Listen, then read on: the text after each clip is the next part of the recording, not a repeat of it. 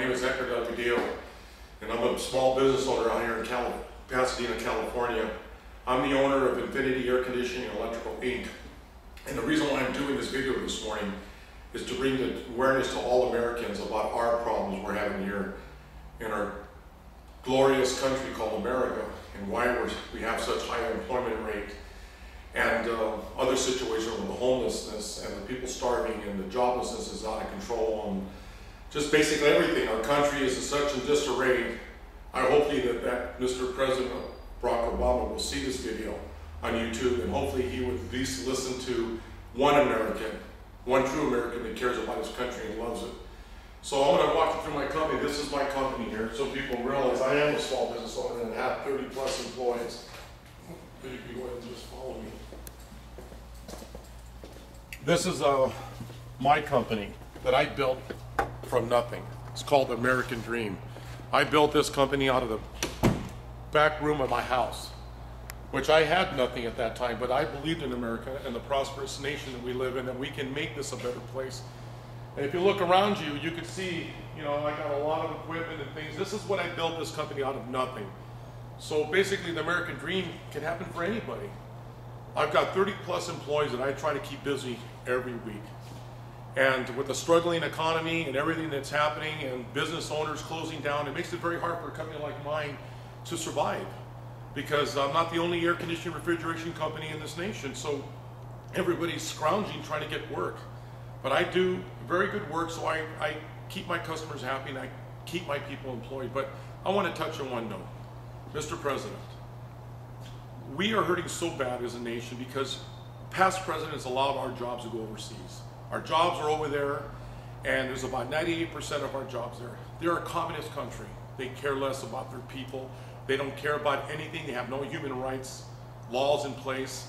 But as owners, we turn into whores. And we allow all these big businesses like Nike and Puma and St. John Knits, and I can go on again, Donna Karan, and all these people are putting all their businesses in China. They are raping the American people over here on their products. They're getting those products built for $5 for a sweater. I'll give you an example, Mr. President. We got a sweater that's made by Polo for 150 bucks. I shop a lot. I look around for prices to see where our products are coming from. That sweater was probably built for $5, and they come in here and sell it for $150 when the American people are starving to death. They don't even have enough money to buy a sweater. Where's the discount to the American people? These American companies have turned our nation into basically, they turned themselves into whores, and where they don't even care about the American people. So where's their discount to the American people? Where's their discount, since they took it overseas and make it a lot cheaper? The prices haven't changed. There is no big discounts for these people. But the bottom line is, again, Mr. President, our jobs are overseas, and the American people, if you're listening now, you have to start buying American products. You have to start reinforcing our country and creating more jobs here instead of creating more jobs for China, who's prospering enormously. Look at the toys that come out of China, full of lead poisoning, lead paint. Look at the clothes that they make, again, the dyes that they use, toxic. Everything they make out of there is toxic. How many recalls do we have? How many kids have gotten sick with lead poisoning? What does it take? Does it take one child to die? 100 kids to die? 50 adults? What does it take as a nation to keep putting up with that nonsense? We need to make products here, employ jobs here, make products safer for our kids. I sent you a letter, Mr. President, and I'm going to read this letter to you. Excuse me, I'm putting my glasses on.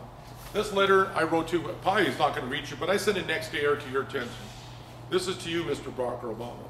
I'm sending you this letter regarding our high employment rate and the sadness I've seen in my community of people out of work and high rate of homelessness. The day of Thanksgiving, my wife and I always try to gather enough turkeys and trimmings to take to Central Park, California, Pasadena, California, to help the missions there feed the homeless. When my car turned around the corner, I saw hundreds of people, not just the homeless, but huge lines of families waiting to eat. The tears of sadness rolled down my cheeks to see such a thing happening in our great country.